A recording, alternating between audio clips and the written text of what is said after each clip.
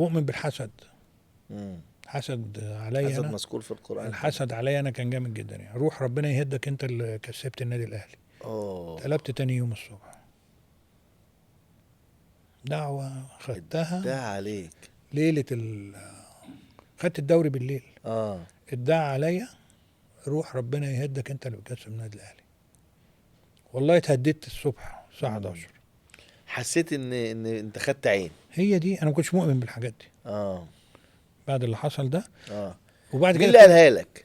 مش مهم يعني حد. مين اللي قالها لك؟ والله حد. مين؟ حد زملكاوي طبعا. مين؟ حد يعني. مين؟ ناس كده يعني، كنت معرفة يعني، وانا خدتها بهزار يعني. انا ما كنتش مؤمن بالحسد ولا بالحاجات دي خالص. ما جربتش، ما شفتش. وشوف، لا ده انا بقيت اشوف بقى في اي حاجه، تجيب عربيه جديده ولا حاجه.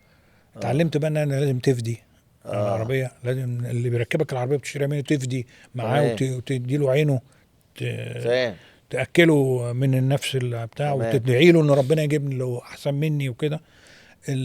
تلبس بدله جديده وجاي، وانا جاي اقعد مع ايهاب وهعمل بودكاست وما فيش، اتقلب على السلم وانا جاي. لو حد عرف ايه الشياكه اللي انت عارف. انت عارف مراتي تقدرش تقول لي في البيت انا ايه القمر ده. انت بقيت عندك بقى ده مش يعني انا فين القمر ده شكل قمر. انت الحسد مشي معاك بقى وسواس. تلاقي عندك حكايه بقت معايا وسوسه، لان ابتديت اقول لهم يا جماعه ده انا من جوه تعبان جدا يعني، ده انا مريض، ده انا ما ببينش، ده انا تعال خد شيلتي كلها، ده انا تعال تيجي اديني اللي عندك وتاخد اللي عندي. تعال خد شيلتي، تعالى خدها كلها على بعضها. ولكن انا قريب من ربنا قوي الحمد لله، وعارف ان انا نضيف قوي وقلبي نضيف قوي، وبتمنى للغير احسن مني بكتير قوي. وعمري ما بصيت في عين حد او بصيت لحاجه حد. لما بلاقي عربيه حلوه كمان مش قادر اركبها، وربنا يزيده ويحفظه منها ويكفيه شر سوءها يعني. فهي دي الحاجات اللي احنا ما بنتمناهاش لنفسنا يعني. النجم الكبير اللي دغدغ الملاعب ومتع الاتراك وعلم على الالمان، بعد يعني ما اعتزل او هو بيعتزل، قال لك سينما وتمثيل. جات ازاي؟ ده وانا في المعمعة اول ما حصلت الحادثه، فقعدت زي ما قلت لك 8 اشهر ما بلعبش. وكمان حصل عرض سينمائي تجاري، اسم تجاري واسم ما مكسر الدنيا وحادثه وبتاع، يعود ام لا يعود وما اعرفش ايه. فاتعرض عليا فيلم حلو، قلت ما انا موريش حاجه، واتعرض عليا 12000 جنيه. عارف 12000 جنيه دول؟ ده رقم، دول الموتور بتاع المركب اللي قلت لك عليه. فوافقت، ولكن كانت التجربه بالنسبه لي انا تعارف. رجعت لمين في النادي؟ رجعت لمين؟ ما كانش في حد، كنت فري. لا انت كنت ساعتها فري. الحادثه 8 اشهر ما بعملش اي حاجه. انت لا مقيد ولا مش على ذمه النادي انا في اسكندريه قاعد في حفله بتاعت على البسين كده في اوتيل، وبتوع السينما عاملين مهرجان وقاعدين نهزر. قال لك هو ده؟ قال لي ما تيجي صاحبي بقى ربنا يديله الصحه خليل عثمان، قال لي ما تيجي يا شريف، وزملكاوي، ما تيجي يا شريف تعمل معانا فيلم، احنا داخلين نعمل فيلم للشباب كده. كان فيلم ايه؟ قلت له هتجيب لي ليلى علوي؟ قال لي اجيب لك ليلى. كانت لسه ليلى علوي دي صغيره. كان فيلم اسمه الثعبان باين او حاجه. وكان المفروض حسين فهمي بس سافر وجه عايز يطلع عليا. عملت مع محمد الحلو بقى وليلى علوي وبتاع.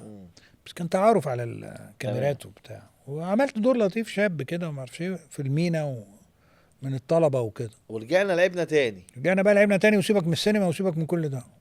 وبعدين بعد ما بطلت جالي بقى عرض على فيلم مع الاستاذ محمود ياسين. ده بجد وحقيقي بقى. كان في نبيل صاروفيم مؤلف ومنتج. قال شريف انا عايزك معايا في الفيلم ده، انت لسه ما حدش اكتشف انك انت بتمثل كويس. ده فيلم هتبقى انت وحسين فهمي ومحمود ياسين وشهيرة وحسين الشربيني ولوسي ومش عارف، كانت لسه صغيرة.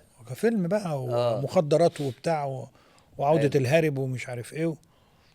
وابتديت اخد بالي بقى من كل تفصيلة، واقعد مع نبيل صاروفيم علمني وعلمني كل حاجة، وقعدني قال لي يعني ايه سيناريو، يعني ايه بتاع، ويعني ايه مش عارف ايه، والمونتاج ده ايه بقى. المونتاج ده اللي علمني كل حاجة من خلال الفيلم ده.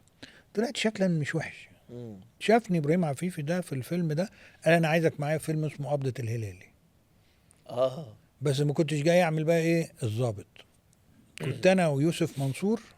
كان يوسف منصور ده عمل حته صغيره كده فيلم طبعا. اسمه العجوز والبلطجي. طبعا تاني حته بقى كونغ فو دي هو وكمال الشناوي آه. وهشام عبد الحميد ومديحه كامل. وانت الله برضه يرحمها. كسرت الدنيا، قعدت تضرب كل حاجه، كسرت الحيطان ما كنتش ودغدغت هعمل الدور الدنيا. ده اصلا. انا رايح اعمل دور حمدي الوزير. انا انا الواد الحرامي المشاغب اللي في اخر الفيلم هيكسر الدنيا هو ويوسف منصور. والدنيا تولع بقى. شويه اللي شفتهم من الظابط دول يعني كنت يعني هتشوفهم ضد. يعني دور حمدي الوزير المتحرش ده البتاع انا اللي ده كنت هعمله. ايه بقى اللي حصل؟ اختك ليلى علوي جت قالت شريف يبقى متحرش. شريف اللفر. شوفوا لي حاجه في السيناريو واتجوز الواد الظابط. شريف يعمل ازاي بس. فنانة ليلى علوي هي اللي غيرت طيرتني من الفيلم وانا سنه. انا والمخرج. ما هو شكلك ما يجيبش متحرش برضه. الله اعلم. ترافولتا بقى يعني يخلق من ماشي من ترافولتا متحرش. دخلت على الظابط. دخلت وسبت المتحرش. ما فيش ظابط ولا حمدي بقى ولا لقيت نفسي بتقلش وحمدي الوزير جه على جنبي بقول له ايه يا حمدي ازيك يا حمدي اخبارك ايه يا حمدي عامل ايه يا حمدي انت جاي تعمل ايه هنا؟ جاي تعمل ايه هنا؟ والله بالظبط كده. رد عليا قال لي الواد المتحرش ده. قلت له ايه؟ الله متحرش مين؟ الله اكنك حطيت طبعا. سكينه في قلبي طبعا. وانا ايه بقى عايز اعمل دور فيلن باي شكل. 2 ظابط. واحد ظابط والتاني لا ودور حكايه الظباط دي ليلى علوي انا بالي بقى بالظباط وانا مش بتاع انا احمد رمزي. اعمل بقى متحرش اعمل اي حاجه. ايوه انا عايز اوري الناس ان انا بعرف امثل. حلو. فكانت رؤيه ليلى علوي انها تجيب حمدي الوزير واتكلمت معاهم واقتنعوا. وقعدوا بقى مسكوني في المكتب عند ابراهيم شوقي الله يرحمه. يقنعوك انك تاخد دور تاني. يقنعوك بقى الظابط ده بطل الفيلم. الظابط ده هنظبطه. الظابط ده مع ليلى علوي. الظابط ده مش عارف ايه. الظابط انت اقنعوك بالظابط. انا حتتك ان انت توافق انك انت ما ترجعش مهزوم. سنه بحالها بتحضر معاهم. وبعدين ترجع ما تعملش الفيلم وفي وعود ان انت الظابط ده يبقى كذا كذا كذا.